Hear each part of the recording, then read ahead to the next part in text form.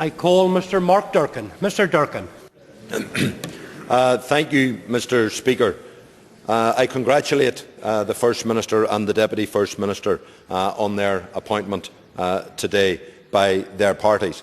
I regret the fact that because of changes to the Good Friday Agreement they have not been elected by this Assembly, as I believe they rightly should be. I believe that the ministers in that office and indeed the staff in that office would show better respect to this chamber and the full authority of the Assembly if they were in fact elected by the Assembly, and a number of issues in the past year have reinforced that concern. The joint First Ministers have our good wishes as they take up the responsibilities of their office. There are challenges of that office. There are challenges in that office. And as they come to terms with those, we want to work with them, both in the Executive, in this chamber and in the various committees of this House, to take our society forward, to grow our economy and to develop and improve our public services. The First and Deputy First Minister have referred to the programme for government and the budget and the investment strategy already. Some of us had differences with those, which we legitimately and in a measured way expressed, only to be dismissed. But we now see the problems biting as departments come to terms with delivering efficiency savings in the form of cutbacks in some services and the form of cutbacks hitting the community and voluntary sector. We see uncertainty in schools, uncertainty in public services as reform and budget pressures bite. We see families coping with uncertainty of rising bills and, of course, water charges possibly to come. Firms coping with uncertainty of market pressures and cost rises. And in all those circumstances, we were treated to the phony uncertainty this week of question marks around this very Assembly itself. That was a disgraceful contribution as a result of political showboating, coming particularly on the part of Sinn Féin. We want to see these institutions succeed and deliver.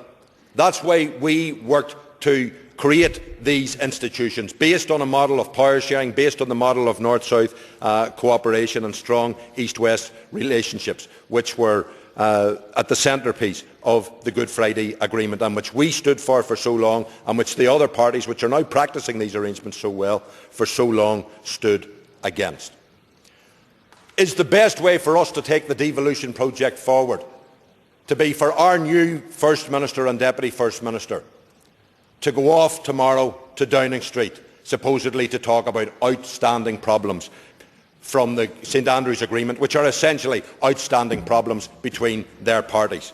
They are essentially outstanding problems because of a failure to resolve issues in the way that people claimed they had been resolved in the St Andrews Agreement itself, and those problems are now coming home to roost. But not only are the First and Deputy First Minister to be talking about those problems, according to all the reports and all the briefings, they're going to be talking about the investment strategy for Northern Ireland, they're going to be talking about education, they're going to be talking about the economy.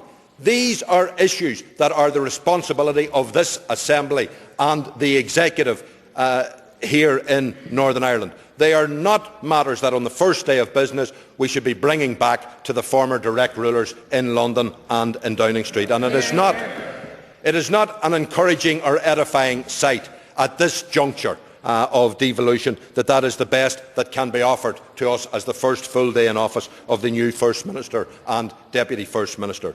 Bring these issues to this House. Listen to the rest of us as we set out our issues and our concerns in respect of the budget and programme for government. You will find in other parties people who are willing to share your ambitions and help to deliver to make sure that this is a better place, with a bigger sense of itself, of its own community, of each other, and a much more responsible sense of our role in the world.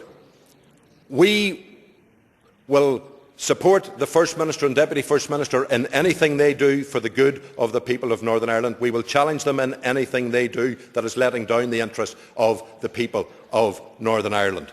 And, Mr Speaker, can I finally, on behalf of my own party and on behalf of the Committee for Enterprise, Trade and Investment, which I chair, extend sincere condolences to Minister Nigel Dodds on the death of his father.